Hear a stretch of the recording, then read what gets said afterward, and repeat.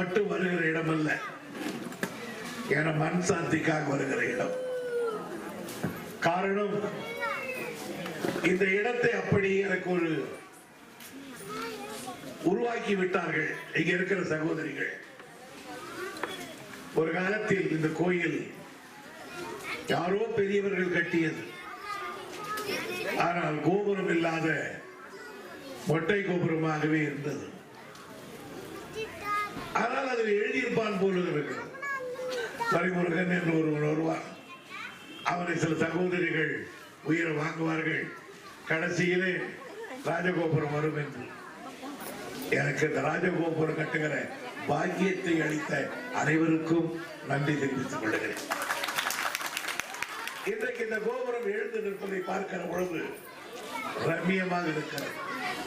இருந்தாலும் மேலே ஒரு துணி போர்த்தி கொண்டிருந்தது. இது எதற்கு என்று கேட்டேன். இன்னும் முழு கும்பாபிஷேகம் நடைபெறவில்லை என்று. அதிலும் கல்வெட்டில் எழுதியிருக்கிறான். இதற்கு மறுபடியும் துரைமுருகன் வந்த பிறகுதான் அது கும்பாபிஷேகம் நடைபெறும் என்று எழுதியிருக்கிறார்.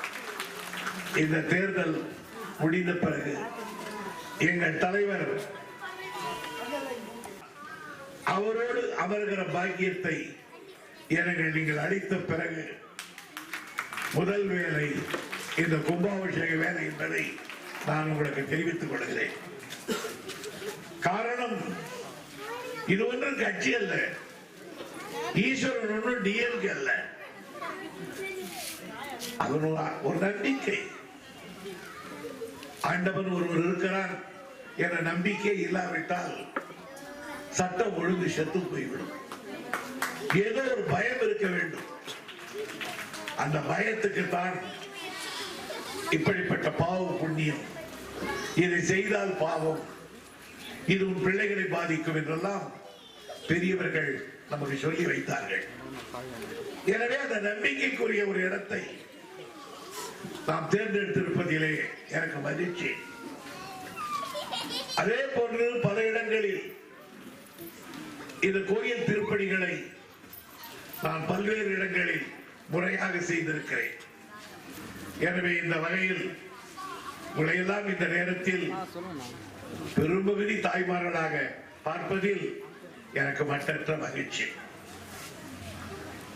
இன்றைக்கு இன்னும் தேர்தல் ஆரம்பிக்கவில்லை. தேர்தல் ஆரம்பித்த பிறகு அதற்கு ஒரு தரம் வருவோம்.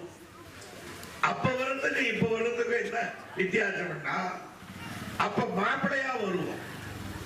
வேட்பாளர் துரைமுருகன் சொல்லுவாங்க. இப்போ பழைய எம்எல்ஏ துரைமுருகன் தான். ஆகையினால் அது இன்னும் ஒரு மாதத்தில் வரலாம். ஆனால் இந்த நேரத்தில் கூட இவ்வளவு தாய்மார் இடத்திலே ஒரு சில விஷயங்களை நான் சொல்லாமல் போகக்கூடாது. 5 ஆண்டு காலம் ஒரு ஜெயலலிதாவினுடைய ஆட்சி நடந்திருக்கிறது. ஜெயலலிதா ஆட்சி நடப்பது ஒன்றும் தப்பல்ல. அவங்க ஆட்சி நடக்கலாம், அல்லது கலைஞர் ஆட்சி நடக்கலாம், யார் ஆட்சி வேணுமாலும் நடக்கலாம். ஆனால் மக்களுக்கு நன்மை கிடைக்கிறதா என்பதுதான் பொருள். எங்களுடைய ஆட்சி நடந்த பொழுதெல்லாம் காட்பாடி தொகுதிக்கு ஒன்று கிடைக்கும். நான் முதலாக 71 நின்ற பொழுது இதோ இருக்கிறது கோஜராஜபுரம் தெருவில் தான் என் தங்கை இருந்தார்கள். அங்கேதான் ஒரு வீட்டில் இருந்தேன். அங்கிருந்துதான் எலெக்ஷன்ல நின்றேன், வென்றேன். அப்பொழுது நான் சொன்னேன், நான் வெற்றி பெற்றால் பாலாத்து தண்ணீரை கொண்டு வந்து இந்த காட்பாடி தொகுதிக்கு தருவேன் சொன்னேன். இந்த காட்பாடி பகுதிக்கு தருவேன் சொன்னேன். யாரும் நம்பல. ஆனால் 71 சொன்னேன், 73 தண்ணியை கொண்டு வந்து கொடுத்தேன்.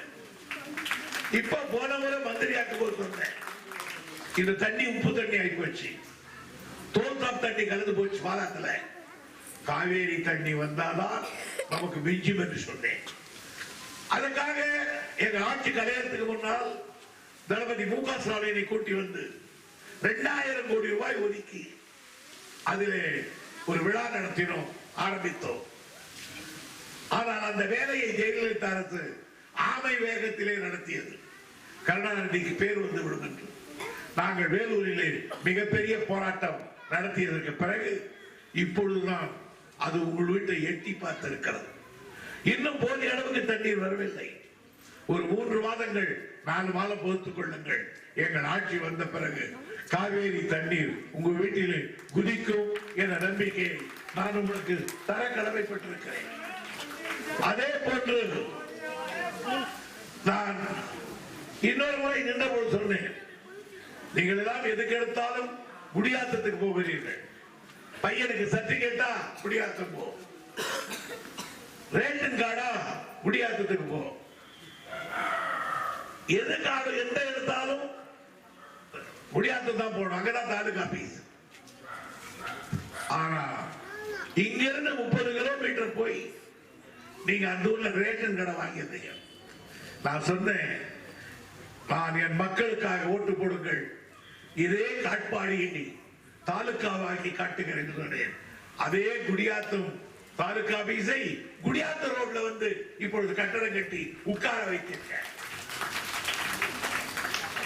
எங்களுடைய ஒரே ஒரு எண்ணம், காட்பாடிக்காரன் எதுக்கும் வேற ஊருக்கு போக கூடாது, நாம தான் பெரிய ஆளா இருக்கணும். டிஎஸ்பி எது எடுத்தாலும் வேலூர்னா யாரா அது, அந்த டிஎஸ்பி காட்பாடில வந்து உட்கார்றாங்க.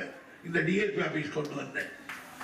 சார் ஃபயர் இன்ஜின் உங்க ஊர்ல இருக்கான்னா மறுநாளே ஃபயர் இன்ஜின் ஆபீஸை கொண்டு வந்து வச்சுட்டேன். சரி, உங்க ஊர்ல கோர்ட்டுக்கு வரனால வேலூர் இருக்குன்னா, வேலூர் என்னடா இங்கேயே கோர்ட்டு கொண்டு வந்துட்டேன். 2 கோர்ட்டும் அதை படிக்கிறதுக்கு சட்டக்கல்லூரி கொண்டு வந்துட்டேன். பசங்க டிகிரி படிக்கிறதுக்கு யூனிவர்சிட்டி கொண்டு வந்துட்டேன். இந்த தொகுதியில எதை செய்யலன்னா, ஹைஸ்கூலுக்கு 2 கோடி ரூபாய் கொடுத்து பில்டிங் கட்டி கொடுத்தேன், காம்பவுண்ட் சுவர் கட்டி கொடுத்தேன்.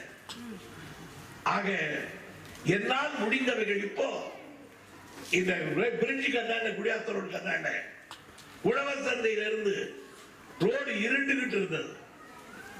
எங்க எம்பி கிட்ட 50 லட்சம் வாங்கி லைட் போட்டு கொடுத்தேன். நீங்க ஓட்டு போட்டு ஒரு எம்பி ஜெயிச்சாரு, அவர் ஒரு லைட் போட்டிருக்காரா? ஒரு எம்பிக்கு வருஷத்துல 6 கோடி ரூபாய் கொடுக்கறாங்க. நீ என்ன வேணா செலவு பண்ணுன்னு சொல்லி எனக்கு 1.25 கோடி ரூபாய் கொடுக்கறாங்க. அந்த 1.25 கோடி போய் மிச்சம் நான் தான் இருந்து முதியோர் இல்லம் அல்லது மகளிர் குழு, அங்கன்வாடி இதை கட்ட கொடுக்கிறேன். ஆனால் வருஷத்துக்கு 6 கோடி கொடுக்கறாங்க எம்பிக்கு. ஒரே லைட் இந்த காட்பாடில போட்டிருக்காரா? எதற்கா குறை சொல்லணும்ன்றதுக்காக இல்லை, மற்றவங்க செய்யறாங்க பத்தி நான் கவலைப்படல, நான் செய்ய கடமைப்பட்டிருக்கேன். என் தொகுதிக்கு எல்லாம் செய்திருக்கிறேன். அதான் கேட்பா என்ன எம்எல்ஏக்கள், ஏன் சார் எப்படி நீங்க மட்டும் தொடர்ந்து ஜெயிக்கிறீங்க அந்த தொகுதியில, நாங்கெல்லாம் 2வது தடவை போனி ஆகலையா? இதாண்டா தப்புன்னு. என்னன்னா, நீ காட்பாடி தொகுதின்னு சொன்ன, அதல்ல, நான் தொகுதியை தொகுதியாக நினைக்கவில்லை, திருக்கோயிலாக நினைக்கிறேன். கோயில் தாண்டா எனக்கு தொகுதி. ஓட்டு போட்டவன் தாண்டா அந்த கோயில் இருக்கிற விக்கிரகம். அப்படி எவன் நினைக்கிறானோ அவன் ஜெயிப்பான். திருப்பி பெத்த தாய எவன் கடவுளா நினைக்கிறானோ அவன் வாழ்வான். பெத்த தாய எவன் எட்டி ஒலிக்கிறானோ அவன் ஜென்மத்தில் செத்து சுண்ணாம்பாவான். பெத்த தாய்க்கு இணையானது தொகுதி. இந்த தொகுதி தான் என்னை எம்எல்ஏ வாக்கியது. இந்த தொகுதி தான் 15 ஆண்டு காலம் என்னை மந்திரி ஆக்கியது. என் மக்கள் எனக்கு அதுதான் உரியது. எனக்கு உடைமை என் மக்கள், என் சுற்றம் என் வாக்காளர்கள், என் பங்காளிகள் நீங்கள் தான். என் தாய் தந்தை அவ்வளவும் என் தொகுதியாக சொந்தமாக கருதுகிறவர் துறைமுருகன். ஆகையினால் எனக்கு எந்த பகுதியில் எது ஏற்பட்டாலும் துடித்து நான் ஓடி வருகிறேன். எல்லாம் செய்த எனக்கு இன்னும் நெஞ்சிலே ஒரு முள். ஒரு பெரிய ஆஸ்பத்திரி, ஒரு பெரிய மெடிக்கல் காலேஜ் இந்த தொகுதியில் வரணும்னு பாடுபட்டேன், கொண்டு வந்துட்டேன். 2010 தோக்கடா செய்கிறப்போ ஆட்சி மாறி போச்சு. 2011 ஜெயலலிதா வந்துட்டாங்க. கழிஞ்சூர் ஏரியில் அமைகிறத அடுக்குமாறிக்கு எடுத்துட்டு போயிட்டாங்க. அதுக்கு பிறகு கொண்டு வர்ற வாய்ப்பு இல்லை. இந்த முறை இந்த திருக்கோயிலுக்கு முன்னால் சொல்லிவிட்டு போகிறேன், இந்த முறை நீங்கள் எல்லாம் வாக்களித்து, நீங்கள் வாக்களிப்பீர்கள், உங்களை போல் தமிழ்நாடு அளித்து கலைஞர் ஆட்சி அமைந்து அவர் பக்கத்தில் என்னை உட்கார வைக்கிற பாக்கியம் அடியேனுக்கு கிடைக்குமானால் அந்த ஆஸ்பத்திரியை விட சூப்பர் ஸ்பெஷாலிட்டி ஹாஸ்பிட்டல் இதே காட்பாடியிலே அவை. சூப்பர் ஸ்பெஷாலிட்டி ஹாஸ்பிட்டல் என்றால் அப்போலோ ஆஸ்பத்திரியை விட பெருசு. தமிழ்நாட்டில் 2 சூப்பர் ஸ்பெஷாலிட்டி ஹாஸ்பிட்டல் தான் இருக்கிறது. ஒன்று சேலத்தில் வீரபாண்டி ஆர்வம் கொண்டு வந்தார், இன்னொன்று நாங்க சட்டசபை வச்சிருந்தோம், அதில் இப்ப ஜெயலலிதா கொண்டாந்துருக்காங்க. ஆக தமிழ்நாட்டில் சூப்பர் ஸ்பெஷாலிட்டினா அது சிஎம்சி விட பெருசு. ஒரு இணையானது, சிஎம்சிக்கே இணையானது. 400-500 கோடி ரூபாய் பெரிய எல்லா மிஷனும் இந்தியாவில் உலகத்தில் இருக்கிற அவ்வளவு மெடிசனும் இருக்கும். அதை கொண்டு வர வேண்டும் என்கிறேன். இந்த முறை கலைஞர் ஆட்சி அமையுமானால் அந்த ஆஸ்பத்திரி என்னுடைய தொகுதியில் அமையும் என்ற உறுதியை நான் உங்களுக்கு தெரிவித்துக் கொள்ள கடமைப்பட்டிருக்கிறேன். இன்னொன்று நீண்ட காலமாக இருப்பது, எங்கு பார்த்தாலும் இந்த பிரச்சனை, பாதாள சாக்கடை ஒரு பிரச்சனை. அந்த பாதாள சாக்கடையும் ஒரு கொசு வாங்குறோம் இல்லையா, அதை போல் அந்த திட்டத்தையும் துரைமுருகன் இந்த முறை நிறைவேற்றி விடுவார் என்பதை எடுத்து கூறி என்னை இந்த நேரத்தில் இவ்வளவு திரளாக வரவேற்றுகிறேன். உலகெல்லாம் உங்கள் பாதங்களிலே என் தலையை வைத்து நன்றி தெரிவித்து விடைபெறுகிறேன். நன்றி.